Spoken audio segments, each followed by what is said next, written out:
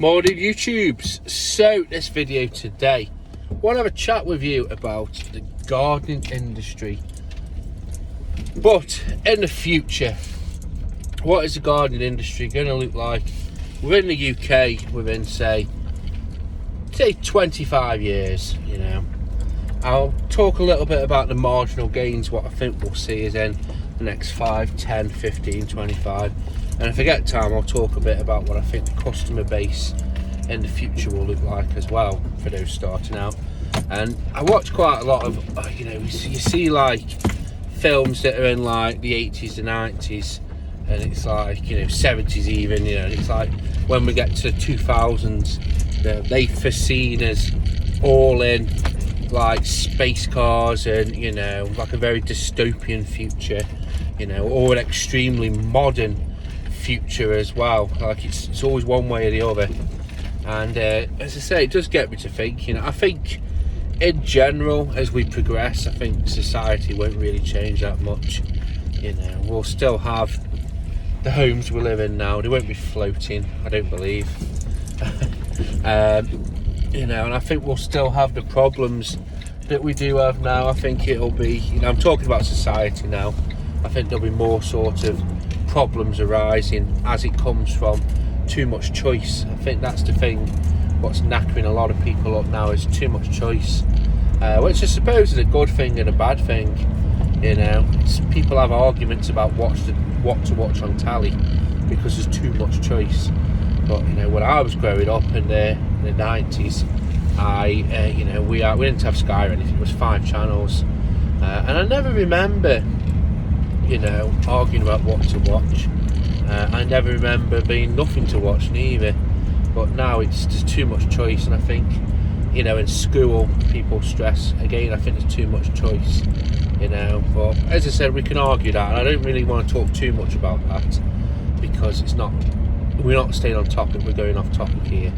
But I do think choice is a big issue. But if you want to hear more on that, I don't mind doing a separate video on that, on why I think it is a problem going forward. But as I said, I don't mind, but I do try and keep it on topic. So I think from when I was first looking at starting my gardening business and to then now, it's the industry from somebody looking outside, inside, it's changed already. And what I mean by that is it's mainly the equipment. So when I was first looking and first thinking about starting my gardening business, I remember looking on forums. So straight away, forums, the way that we sort of consume, things like online content's changed. I think there is still forums, and there is still the forum that I mentioned, which is the Landscape Juice network. I believe that's still going. I still do look on it, and I look on it fondly. It's a very, very good resource. And then, from the sort of, when I was first looking, battery was just in its infancy, and I think Still had launched their battery gear, or I thought they'd launched it. It could have been out for a lot longer, and it's like anything, it takes a while for it to catch on. But I think it was just catching on battery. And I remember the argument, well, not the arguments, but the back and forth discussion was it would never ever be viable, and it's because I suppose in a way they're basing it on what they're seeing there and then. And I suppose back then it was a lot poorer than what it was now. But I think now it's just as good, if you want me to be honest with you. And I can see, I run my gardening business off all cordless. Well, except for the mowers, but all the handheld stuff definitely. But back then, as I said, the consensus then was no, it won't be, and there wasn't as much variety. There definitely wasn't as much choice. I think there was still Husqvarna, and then there was Palank. I think Palank was the market leader. They were the ones that, if you want good cordless kit, and I suppose budget's not really a worry, then they're the one to go for. And that's what people did go for. And from what I can gather, they were very well made, very, very good pieces of equipment. Like I said, it's think as well, back then I think budget wise they were expensive and still are. It's something that I've not looked into, but you know, it is what it is at the end of the day. So what do I think the industry's going to be like, you know, in the future? Well, I think probably from, you know, from now till 10 years time, I think there's going to be more of a leap forward in battery gear, as in not necessarily performance, because let's face it, what performance has been coming over the years, it's been marginal. There's definitely been more power, I'd say, but when I looking at like my cordless blower now and the offerings from the new one from Still, I don't think there's much runtime. I'm sure it's lower, but I could be wrong. But they get around it by having different settings. But I believe they are a little bit more powerful. But you know, you always expect them to be way more powerful, but it isn't. I think what we'll get in the next 10 years is marginal gains. But I'm hoping we get more variety. So I'm hoping, you know, they bring out a small, really good battery roller mower. Still brings out, like, say, cordless loppers, like big ones, like the long reach ones. You know, I think we'll have more variety of equipment. I think we'll have a lot more choice. There'll be more battery mowers. I think in a way they might, how I can see it going is they might discontinue the small petrol mowers, you know, like the 4 Series mowers, and they'll just swap completely. I think Fiat 500, don't quote me on this, I'm sure I read somewhere that they're stopping selling petrol Fiat 500s and going over to all electric Fiat 500s. I could be wrong, I'm sure I read it, but I think that's what will happen with the smaller mowers, that they'll make that change over. And I suppose as well, I think a lot of the, in air quotes, small petrol gear will go as well, because other countries are cottoning on to the fact that, hey, you know, these small unregulated petrol engines that burn, you know, petrol and 2-stroke mix. And let's face it, like when you see people, it's not so much the professionals, but whenever you see homeowners using them, they're always mixed the mix wrong, and it's always smoking. And the smaller, cheaper ones, you know, you can't say that they're good for the planet. And there is statistics out there that they are a lot really, really bad for the planet. So I think tool companies will either be forced to nerf them, as in just stop selling them, or really, really like redesign how they are, or you know, how they're implemented. I don't know, but I think there will be a big change from the small petrol mowers. I think they'll just cease, basically. So I think choice wise, you'll go and they'll probably, like what Still are doing now with the little AK batteries, that will be the choice for the homeowner. They'll go and it'll all be cordless, because they'll either price the homeowner out or they'll discontinue them. But I think there will be there will still be the big Still kit. So you'll probably get your 6 Series mowers for the time being. You'd probably still get, you know, the big bullhorn, you know, or the big, like, powerful petrol streamers, because they'll be marketed at commercial. I still think within 10 years there won't be the, you know, the all-day battery what people dream about. I think there'll be more sort of battery banks people, you know, will be building in, like the Crest system. And like I said as well, when patents run out, it's a free-for-all. Is it 25 years for a patent? Again, don't fact check me, I could be wrong, but they will run out, and then when they run out, it will be a free-for-all. Still already do a core, and they've sort of slept on it a little bit. It's like a big battery bank, and me personally, I think it's very overpriced for what it is. It's $3,000. It's got very, very limited use if you compare it to, say, something you can buy from like Jackery or Bluetti. You know, you can get a lot more value off them than you can from a Still, unfortunately. But I think it won't be long before you'll get like a Still charger, where it'll be like a battery bank, like Crest, where you'll just plop your battery in and it'll charge up within X amount of time. and you know you've got one that's already charged. And I think that's how you'll get around it, and that's how I'd rather get around it in a way. I'd rather, you know, invest in something that can give me that power, opposed to having a million batteries knocking around. I think the all-day battery, I can't see it being within the next 10 years, you know, even the next 25 years. I don't think there's anything that power dense, and if there is, I think it'd be pretty dangerous, to be fair. You imagine puncturing one, something that can run, you know, a commercial grade strimmer all day, you know, like fucking hell, like you're getting touched by God, you know what I mean? It'd be like Harry off Home Alone when he touches his power cables on the sink. You know, it won't be good for you, basically. Or is it Marv? I think it's Marv. But as I say, I don't think there'll be much shift, you know, within the next. I just think there'll be less choice. Well, there'll be more choice, but less choice. I think if you're a die-hard petrol homeowner fan, I think you'd either have to spend on a quote commercial one, or you'd have to have a battery one. And let's face it, when I look at the homeowners now, quite a lot of people have swapped over to cordless mowers, you know, and with varying degrees of cordless mowers.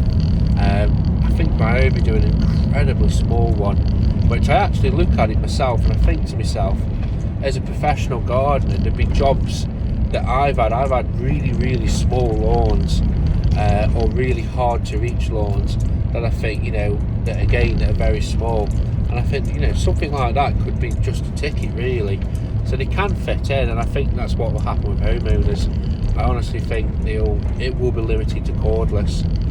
They'll either price petrol out, or they will sort of, you know, make it where it's the done thing, you know. I think gone are the days of the homeowner, and to be fair, there still will be, because, you know, petrol mowers do go on and on and on forever. But it's like, there's where I used to work on, like, this little cul-de-sac, there was a bloke, and to be fair, he was universally hated. Everyone despised him. It was one of them where you could be talking to someone and he'd pop out, and then when he popped back in, they'd be like, he's the bastard. And I think they called him Mr. Bastard. He was but one of the things that they moaned about him about was the fact that he would mow his lawn like 2 or 3 times a day, but he would start mowing it at like 6 o'clock in the morning, 5 o'clock in the morning, and then he'd mow it, and then he'd mow it in the evening. I can't see, the lawn didn't look like it was mowed that often. But at the same time, the biggest one they moaned about was he used a petrol mower, and he said it drove him insane. So as I say, I think the times are shifting. I think, you know, we are swapping over to that.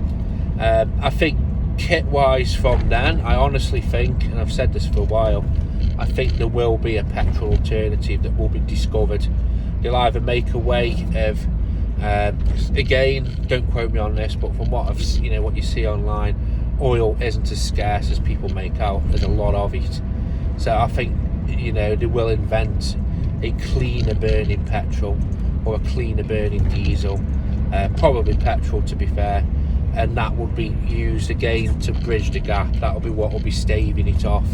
So I think petrol gear will be around for a good while, whether it'll be like the Aspen fuel that you'd have to use, so it'll be like disproportionately expensive, or whether, you know, they'll just invent it what you get out of a pump, basically. But they say about stopping petrol vehicles and diesel vehicles, I can't see it, in all fairness, because there's just so many, and there's so many people that don't want. You know, I've got customers that they just poodle up to the shops, and in reality an electric car would be brilliant for them, but they wouldn't want, they just see it as too much change. Oh, I've got to have some plug built in, and what about if I run out? And they're always thinking about it. Oh, well, what happens if I go on this journey? When in reality they don't. So in reality they could be perfectly fine having a cordless car. Would we all be driving around in cordless vans within the next 10 years? I don't know. I actually think that my business would actually be alright with a cordless vehicle, a battery van should I say. I think I could, if you get 70 mile range, which to be fair is actually pretty bad for a battery vehicle, I'd be fine with that, because I only do 10, you know, miles max a day sometimes. Most of my days actually is 2 to 3 miles. I am literally pootling around town. But I do make longer journeys, and it's the battery, it's the charging situation, you know. So it's one of them. They'd sting you for it whichever way you do it. So I still think we will be in excuse me. I still think we'll be rocking around in some form of petrol vehicle or diesel vehicle, whether it's a hybrid, you know, in the future, like in 10 years time. And then I think again we'll be rocking around with some form of petrol gear in the back of the van. Like I said, even looking into right in the future, like 25 years from now, I'm only going to go up to say 30 years, because that's when I'll be retired. What do I think, you know, 25 to 30 years, what we'll be rocking around in? I honestly think there will be some form of petrol alternative. So you will still see internal combustion engines on the road. I think if it is that they don't and everybody has to go to electric, I think you'll still see them, because there'll be people with the money that can afford, if they put it up to say £5 a litre, you know what I mean, like, because it's that scarce in air quotes. You know, there'll still be people there. I think there will still be petrol gear out there, or, you know, or some form. I don't ever think they can make like stuff small enough, like hydrogen, you know, small enough that it can run a strimmer. Maybe a ride-on mower, but I always think like the logistics, you know, they're on about getting electric charge points everywhere. I would go on putting hydrogen points for, like, you know, the big commercial gear. Maybe. I think it's worth mentioning about AI. Do I think that will come into, you know, this industry? I think in terms of like landscape gardeners, I think that could be something that could be knackered up. You know, because there'll be a database of plants that grow in certain types of the year to give the best certain cover, the best sort of look. So that's probably out there already, and I think it won't be long before they plug that into some form of AI software.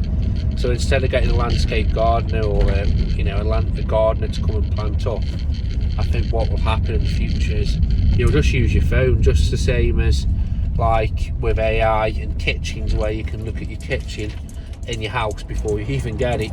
I think that'll happen for this, in like the landscaping industry. So I think, you know, and I don't think it'll go away completely. I think people will work together with it, but I think that will sort of seep in to like this industry, like AI. I think ride-on mowers, the little robot mowers, I think they'll get a lot better, and they already are. But it's all infallible technology. It is. I see a lot of people who have like battery mowers, the robot mowers, and they have it for certain reasons. You know, it's like somebody who I know of. She uses them on the holiday lets, and they just go and tend them, and she loves them. Says it's fantastic. It does a good job. But it's like anything, it's a use case for everybody all the time. You know, what somebody might like, somebody won't. But I think it's all infallible. It can go down, you know, there could be a power cut or anything. And that's the thing, it's which will grow first. Will you get the car chargers and everyone will be running all electric, but will the grid catch up with it? Or will they have to sort of slow it down and ration it? You know, or will we have blackouts again? Because they keep teasing it, don't they? I just think there's always a lot of doom and gloom out there. As I say, I think AI will come into it. I think even for like us gardeners, you know, it won't be long before there'd be an app on your phone, like with the kitchens, where, you know, you could say to somebody, oh, I want this doing, I want that doing. You could almost like take a picture and like just like half the shrub, and then they can see it. Oh yeah, that was letting more light. But in reality, would it necessarily? I think us as an industry, we're fairly well optimised. There's nothing that can be added that can make our life. It's like, would you go to the hassle of taking a picture and telling an app to, you know, cut that shrub in half just to show the customer? The majority of the times, the customer's going to be pretty, you know, well, I know what it'll look like, and you know what it looks like. I don't think there'll be any helper apps like, oh, help me prune this shrub. You know, it's already out there. So I think AI in this industry, you know, maybe in the very sort of future, you know, maybe we'll have like super self-driving cars where, you know, it'll be like route optimized and all that. But it's only if people are willing to sort of adopt that in the first place. I think the people, you know, you've got to be willing to adopt that in the first place and go with that and implement that. And I think most people, it's like when I'm coming to, you know, 20 years from now, I'll probably be coming to my retirement age. You know, how much would I shift my business into the future, when at the moment I think it's fairly, you know, well optimized. I think if I could have a battery that lasts longer, yes, maybe a power station, I'd be willing for that. You'd always be willing for more powerful equipment, you know, like a mower that just will not stop. You know, I'd love like a 17-inch mower that you can just push and it'll just, like a beard trimmer, it'll just take it straight. Yeah, you know, maybe that'll happen, maybe not. So I'll end the conversation by talking about, will customers change in the future? What will the gardens look like? It's weird. It's, for me, I think it's the OAPs, the elderly population, that they're like super big on like the traditional garden, keeping the tradition, so borders and lawns, hedges and shrubs. And oddly enough, the younger generation is younger than me. It's like, you know, I've had it where people have approached me, you know, younger than me, to put in borders so they can plant them, put in this and put that in. You know, it's the people that are like I don't know what to call it. I know I always refer to boomers, but like that's always in like a negative connotation, like how you would say describe somebody as a Karen. But you know, it's like the 40 to 60 year olds. They're always the people that are like super keen on low maintenance. So rip the lawn up, have AstroTurf. Rip the borders out, have gravel instead. So will we get much of a shift in that? Possibly, yeah. I don't think we'll ever lose the work. I think there'll always be work. I think we just have to go with it. If, you know, AstroTurf become the next, you know, if that had a major resurgence and people were super keen on that, well, we'd have to sort of tailor our business needs to, you know, a monthly visit to maintain it. But I can't see it. I think what's been around from, you know, forever will always be around forever, as in lawns, shrubs, borders. It's like fences. People will, you know, will they rip everything out and have 6 foot high fences instead? Not really. They'll always have shrubs and hedges. You know, would they rip the grass up and have patios? Well, not really. Children prefer to play on grass, and, you know, people with pets want grass, you know, opposed to borders. I don't think it'll change much. I think the big change, unfortunately, will be people's attitudes. I think when you look at your OAP bread and butter customer base, they were a generation that was built on saving, putting money away. It's like I've got OAP customers that they would budget. They're very house proud. They would budget, and they would, you know, in a horrible way, they would, because they can't do the garden and they want it to look nice, they'd go without to pay the gardener's bill and to keep the garden going. And they would, like, maybe, you know, not go for a coffee, you know what I mean? They'd take the hit themselves, opposed to expecting us to take the hit. You know, they're very sort of thinking about the property, and there's a lot more house proud. Unfortunately, when I go to people that are like, again, like that middle-age bracket, they're the ones that, and people say young people. Now I often find the young people, yes, it's, you know, they're a bit more reactive, but in general, they just want to be left to it. You know, they just want the garden looking nice, and, you know, they could do it themselves, but we choose not to. I think it's the middle-age group that, you know, when you think about the, like us before I got sidetracked, you've got like the OAPs of, you know, old, should I say, where they were brought up on wartime and, you know, scarcity and putting money aside. Well, that's my OAP customer base now. Well, you imagine, you know, the customer base 30 years from now, when it was like 70s, the 80s. You know, it's got a different mindset. So the customers now are the OEPs 30 years from now are the middle-aged people now, if that makes sense.